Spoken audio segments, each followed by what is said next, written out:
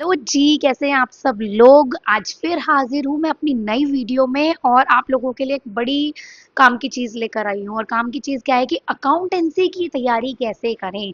अभी तक मैंने इस टॉपिक पर वीडियो नहीं बनाई थी, या आप कह सकते हैं मैंने बहुत दिन से स्क्रिप्टिंग की हुई थी लेकिन मैं नहीं बना पाई।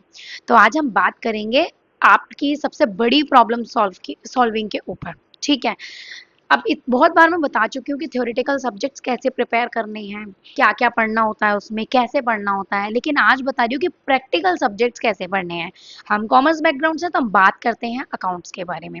देखिएगा, चाहे आप 11th क्लास में हो, चाहे आप 12th क्लास में हो, चाहे आप बीकॉम में हो, चाहे आप एमकॉम में हो, या आप किसी भी फील्ड में हो कॉमर्स से रिलेटेड जहाँ पर आपकी अकाउंटेंसी है, हर जगह आप लोगों को ये चीजें अप्लाई करनी है।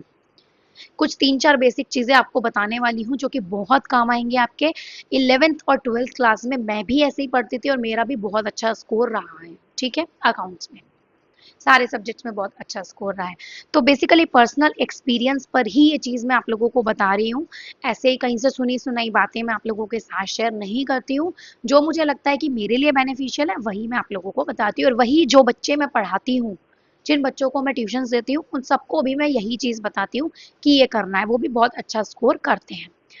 तो देखिए, चलिए स्टार्ट करते हैं वीडियो को। पहली चीज तो कि आप लोगों को ना अकाउंटेंसी में प्रैक्टिकल से पहले ना सारा थ्योरेटिकल पोर्शन ऐसे टिप्स पे होना चाहिए। ऐसे ऐसे टिप्स पे होना चाहिए। आप लोगों को एक एक टर्म पता होनी चाहिए। असेट्स क्या होती हैं, लायबिलिटीज क्या होती है, कैपिटल क्या होती है, डेटर क्या होते हैं, डेबिट क्रेडिट क्या होते हैं, इनके रूल्स क्या होते हैं, एवरीथिंग। अगर आप लोगों को ये बेसिक्स बेसिक्स चीजें क्लियर है ना, तो मैं बता रही हूँ कि आप बहुत अच्छा स्कोर कर पाएंगे। सबसे पहली चीज यही है कि जब भी पढ़ने बैठो तो अपने साथ एक डायरी लेके बैठो, एक पेन लेके बैठो। जो भी आप लोग बुक में से पढ़ रहे हैं सारे चीजों को अच्छी तरह समझते जाओ, फॉर्मूले फॉर्मेट लिखते जाओ। फॉर्मूले और फॉर्मेट और रूल्स जितने भी हैं वो सारे के सारे line by line, one by one आप लिखते चले जाइए, इंपॉर्टेंट हेडलाइंस डालकर। ठीक है, क्लियर हुआ ये चीज। सेकेंड पॉइंट कि इसके बाद आप इलस्ट्रेशंस पर आइए। इसके बाद भी सबसे पहले इलस्ट्रेशंस पर ही आइएगा। जो बुक के चैप्टर के खत्म होने के बाद जो क्वेश्चंस होते हैं उन पर बाद में आइएगा। देखो, मैं आप लोगों को एक बहुत इंटरेस्टिंग, मतलब बहुत ही फैक्ट बताती हूँ कि 11th-12th क्लास में और 12th क्लास के बोर्ड में जो भी क्वेश्चन ज्यादातर पूछे जाते हैं ना अकाउंट्स के, वो पूछे जाते हैं इलस्ट्रेशंस में से। अकाउंट्स का एक एक इलस्ट्रेशन इतना इंपॉर्टेंट है, इतना इंपॉर्टेंट है कि बस मैं आपको क्या बताऊं। बहुत ज्यादा इंपॉर्टेंट है। कहीं से कोई भी एडजस्टमेंट एंट्री जो है वो आपसे पूछी जा सकती है। तो उस चीज का आप लोग बिल्कुल ध्यान रखें कि जब भी कोई टॉपिक आप पढ़ रहे हैं, कोई चैप्टर आप पढ़ रहे हैं, तो उसके थ्योरी पोर्शन को अच्छे से समझने के बाद, बेसिक्स को क्लियर करने के बाद सारी इलस्ट्रेशंस करें। जितनी इलस्ट्रेशंस है बुक में सारी इलस्ट्रेशंस करें पूरे चैप्टर की। ठीक है, ये था आपका third point. Now fourth point, उसके बाद आप करें लास्ट के क्वेश्चंस। जो भी बैक साइड में जो भी क्वेश्चंस आपको दिए हैं, थ्योरेटिकल और प्रैक्टिकल दोनों। फिफ्थ पॉइंट है, अब मैं आपको बुक बता देती हूँ। बुक वैसे मैंने और भी वीडियोस में आपको बताई है, जो बेसिकली 11th और 12th क्लास में सबसे ज्यादा यूज की जाती है सीबीएसई बोर्ड में। मैं सीबीएसई बोर्ड की बात कर रही हूँ। वो है आपकी टीएस ग्रेवाल है। ठीक है, डीके गोयल और टीएस ग्रेवाल, ये दो बुक्स हैं आपकी।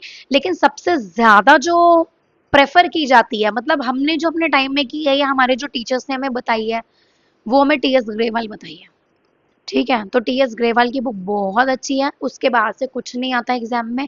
पूरी बुक अच्छे से आपने चार्ट ली ना, अच्छे से रट दी बुक को, तो बस मजा आ जाएगा। ऐसे ऐसे ऐसे ऐसे नंबर मिलेंगे, चुटकियों में नंबर मिलेंगे आपको भर भर के। ठीक है, तो ये था। और लास्ट पॉइंट जो है, fifth point, that is revision, practice. Practice practice makes a man perfect. जब प्रैक्टिस जो है वो सब लोगों को परफेक्ट बनाती है, तो आपको क्यों नहीं बनाएगी बताओ। ये नहीं होता कि एक चैप्टर पढ़ा, बेसिक्स क्लियर किए, इलस्ट्रेशंस किए एंड डन। नो, जब भी टाइम मिले दोबारा करो इलस्ट्रेशंस। उसके बाद जब नेक्स्ट मंथ टाइम मिले दोबारा करो सारे इलस्ट्रेशंस। एग्जाम से पहले दो दो बार सारे इलस्ट्रेशंस अच्छे से सॉल्व करो और खुद हाथ से। लास्ट पॉइंट एक और बताऊंगी, बहुत इंपॉर्टेंट है, बहुत ज्यादा ध्यान से सुनना। सिक्स पॉइंट क्या है वो, कभी भी प्रैक्टिकल क्वेश्चंस को ओरली मत पढ़ना। ओरली बिल्कुल मत पढ़ना। एक एक क्वेश्चन को ना ऐसे अपने हैंड से, पेन लेकर, नोट्स डायरी लेकर उनमें लिखो, उसमें सॉल्व करो। जब आप अपने हाथ से क्वेश्चन को सॉल्व करेंगे ना, उस चीज की बात ही अलग है। उसमें ही आपको पता चलेगा आप कितने पानी में हैं, कितना आपको आता है और कितना नहीं है। ठीक है। बहुत से लोगों को देखा है मैंने ऐसे ना कि इलस्ट्रेशंस पढ़ लेंगे ऐसे ऊपर से, अच्छा इस एंट्री का ये यहाँ डेबिट हो गया, यहाँ पे क्रेडिट हो गया, अच्छा इसमें ये हो गया, अच्छा इसमें ये हो गया। नो, सबसे गलत चीज है जो आप कर रहे हो ये। ठीक है, प्रैक्टिकल क्वेश्चंस को प्रैक्टिकल की तरह करो, थ्योरी पोर्शन को थ्योरी की तरह करो। तो ये 6 इंपॉर्टेंट पॉइंट्स थे जो कि आपको ध्यान में रखने हैं, एक भी पॉइंट स्किप मत करना। ठीक है। तो ये वीडियो ज़्यादा से ज़्यादा शेयर कर दो अपने फ्रेंड्स के साथ जो कि 11 12 बीकॉम एमकॉम सब में है, जिनके पास अकाउंट्स है, ताकि उन लोगों को भी हेल्प मिल सके, एक छोटी सी गाइडेंस मिल सके कि कैसे पढ़ना है। ठीक है। तो चलो फिर मिलते हैं हम अपनी नेक्स्ट वीडियो में। Bye bye.